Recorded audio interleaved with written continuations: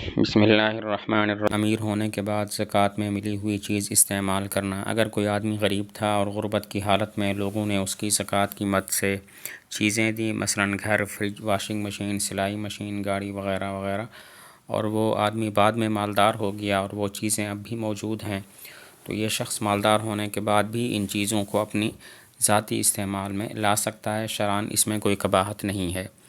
مطلب یہ ہے کہ پہلے غریب تھا، لوگوں نے اس کی امداد کی اور زکوٰۃ میں چیزیں دی، مثلاً فریج، واشنگ مشین، بعد میں وہ مالدار ہو گیا اور صاحب نصاب ہو گیا، تو سوال یہ ہے کہ کیا وہ زکوٰۃ میں ملی ہوئی چیزیں اب استعمال کر سکتا ہے یا نہیں؟ تو جواب یہ ہے کہ ہاں، استعمال کر سکتا ہے، اس میں کوئی قباحت نہیں ہے۔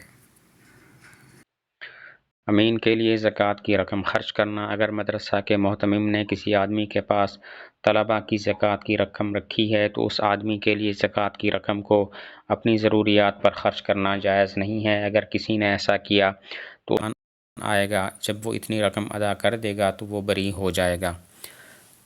کسی مدرسہ کے محتمم صاحب نے کسی آدمی کو کہا کہ یہ پیسے ہیں زکوٰۃ کے، طلباء کی زکوٰۃ کے پیسے ہیں، اپنے پاس بطور امانت رکھ لو۔ اس آدمی نے اسی امانت کو اپنے اوپر استعمال کر لیا، اپنی ذاتی استعمال میں وہ پیسے لے آیا، تو ایسا کرنا جائز تو نہیں ہے۔ لیکن اگر اس نے ایسا کر دیا ہے تو پھر یہ ضامن ہوگا، ذمہ دار ہوگا، اور وہی پیسے محتمم صاحب کو واپس کرے۔ جب وہ واپس کر دے گا تو وہ بری ہو جائے گا اور اس کا گناہ جو ہوا تھا وہ ختم ہو جائے گا۔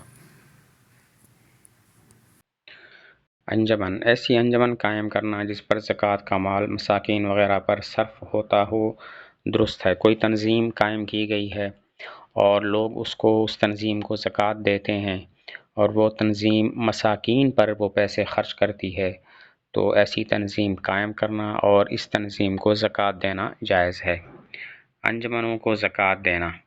اگر انجمن والے زکوٰۃ کی رقم مسلمان، فقیر و غریب، مستحق لوگوں میں صرف کرتے ہیں، غیر مستحق لوگوں کو نہیں دیتے، انجمن کے ملازمین کی تنخواہ نہیں دیتے، بل ادا نہیں کرتے، تو ان کو زکوٰۃ دینا جائز ہے۔ کوئی تنظیم ایسی ہے جو اپنے پیسے صرف مساکین اور فقراء میں تقسیم کرتی ہے، ان زکوٰۃ کے پیسوں سے نہ تو اپنے ملازمین کو تنخواہ دیتی ہے اور نہ ہی اپنے بل ادا کرتی ہے اس زکوٰۃ کے پیسوں سے، تو یہ جائز ہے۔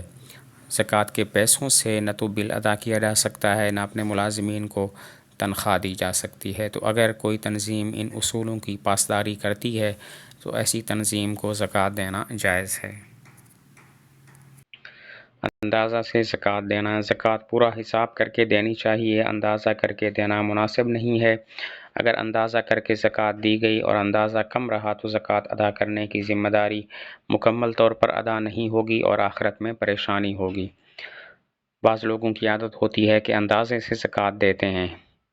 اندازہ کر لیا کہ میرے پاس 10 لاکھ کا مال ہے، اسی کے حساب سے زکوٰۃ دے دی، تو ایسا کرنا بالکل بھی ٹھیک نہیں ہے۔ خدا نخواستہ اندازہ لگایا اور زکوٰۃ جتنی بنتی تھی اس سے کم مقدار میں زکوٰۃ ادا ہو گئی تو پھر تو زکوٰۃ ادا نہیں ہوئی اور آخرت میں پریشانی ہوگی۔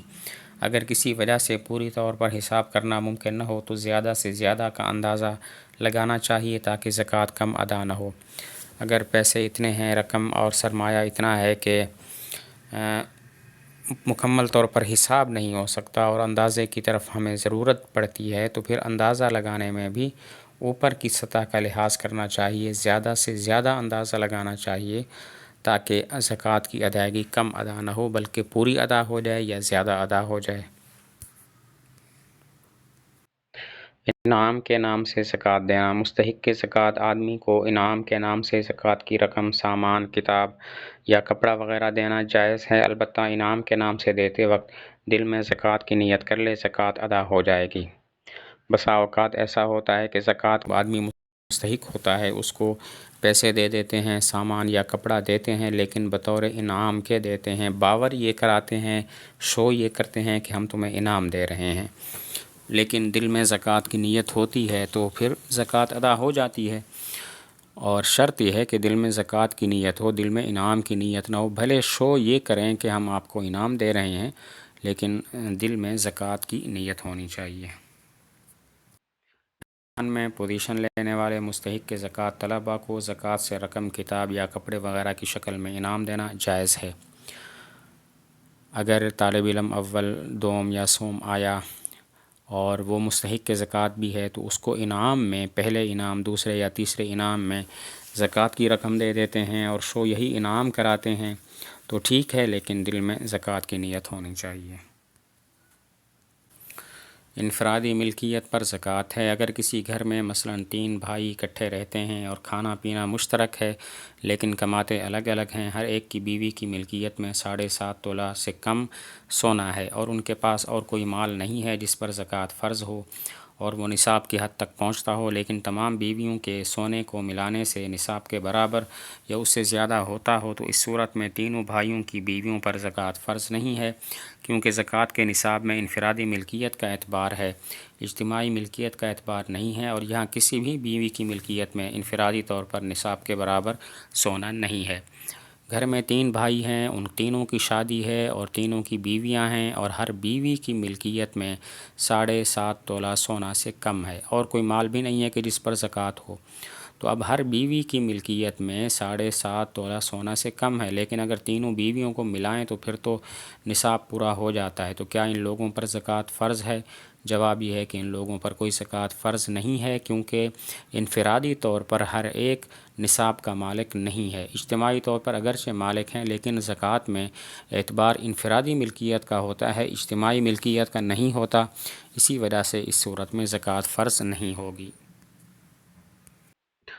اگر ہر ایک کی بیوی کے پاس نصاب سے کم کے ساتھ چاندی یا کیش رقم یا مال تجارت بھی موجود ہے اور سب کی قیمت کو ملانے سے چاندی کے نصاب کے برابر رقم بن جاتی ہے تو سال گزرنے کے بعد 2.5% زکوٰۃ ادا کرنا لازم۔ اسی صورت میں جب کہ سونا 7.5 تولے سے کم ہے لیکن کچھ چاندی ہے، کچھ پیسے ہیں، کچھ مال تجارت ہے اور ان تمام کو اگر ملایا جائے تو پھر نصاب پورا ہو جاتا ہے، یعنی کہ مالیت 52.5 تولے چاندی کے برابر ہو جاتی ہے، تو اس صورت میں سال گزرنے پر زکوٰۃ فرض ہوگی۔